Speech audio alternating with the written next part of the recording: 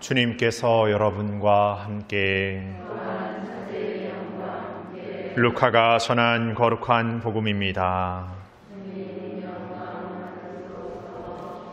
그때 예수님께서는 바리사이들에게서 하느님의 나라가 언제 오느냐는 질문을 받으시고 그들에게 대답하셨다. 하느님의 나라는 눈에 보이는 모습으로 오지 않는다. 또 보라 여기에 있다 또는 저기에 있다 하고 사람들이 말하지도 않을 것이다.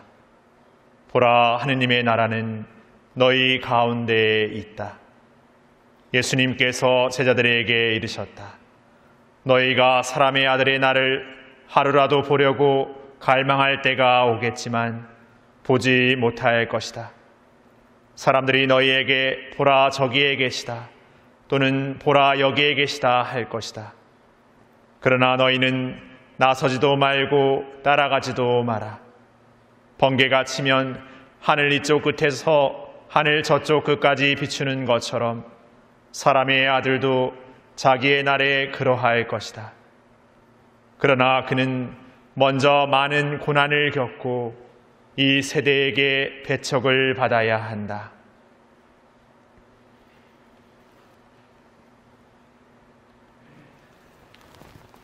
주님의 말씀입니다.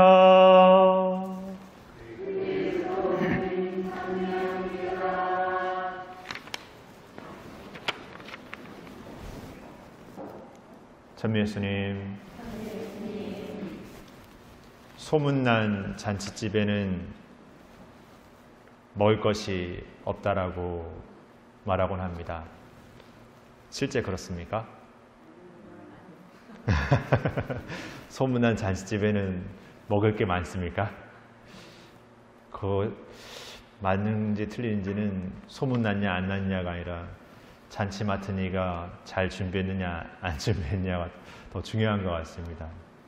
소문은 둘째인 것 같습니다. 근데 사실 소문이라는 것은 우리가 생활 안에서나 우리 세상에서 살아가면서 어떤 일들 안에서도 무수한 소문 안에 우리는 살고 있는 것 같습니다. 이랬다더라 저랬다더라 이렇더라 저렇더라 오늘은 빼빼로 데이더라. 그래서 오늘 미사 갈 때는 신부님한테 빼빼로라도 갖다 줘야 된다 하더라. 근데 아무도 안 갖다 줬다더라. 이게 소문일까요? 사실입니다. 그래서 저도 오늘 이렇게 경문을 이렇게 시작하면서 읽을 때 봐서 오늘 11월 11일이구나 이런 생각했는데 여느 다른 큰 분야에서는 생각지도 못하게 뭐 빼빼로 주기 시작하면 11월 10일이 다가왔구나 이렇게 생각했던 것 같습니다. 묻자고 말씀드리는 거고, 우리가 많은 그 소문 안에서 살다 보면 때로는 어떤 소문에 그냥 이렇게 휩쓸려 버릴 때가 훨씬 더 많죠. 그게 마치 진실인 것처럼, 마치 사실인 것처럼 거기에 그냥 탁 내 생각을 거기에 맞춰서 그게 맞다라고 내 안에 딱 고정시키죠. 어떤 사람은 이런 소문을 듣고 어떤 사람은 저런 소문을 듣고 이렇게 했기 때문에 어떤 한두 사람이 이렇게 얘기를 하려고 하면 부딪힘이 생깁니다. 뭔가 우리가 삶에서 정답이라고 생각하는 것들을 더 고집스럽게 이렇게 갖고 있으면 있을수록 다른 사람과 부딪히기 마련입니다. 또 어떠한 경우에서 같은 자리에서 같은 얘기를 들었음에도 불구하고 난 이렇게 들었는데 나는 그렇게 안 들었는데 이렇게 생각하기도 합니다. 그런 거 보면은 우리가 무언가를 이렇게 듣고 있다라는 것이 아주 정확하게 듣고 있다라고 말하는 것과는 좀 다른 얘기가 될 수 있을 것 같습니다. 우리가 이 신앙을 살면서도 하느님의 나라가 오늘 예수님 말씀처럼 우리 가운데 있다라고 말하지만 우리는 이 생의 삶에서는 그냥 그러니까 세상적인 방식의 논리만이 가득한 듯 보입니다. 그런 것들이 더 소문으로 무성한 듯 여겨지기 때문에 뭔가 이 안에서 우리가 하느님의 나라를 산다라는 것은 뭔가 요원하게 보이고 뭔가 불가능하게 보이는 게 우리의 삶의 모습입니다.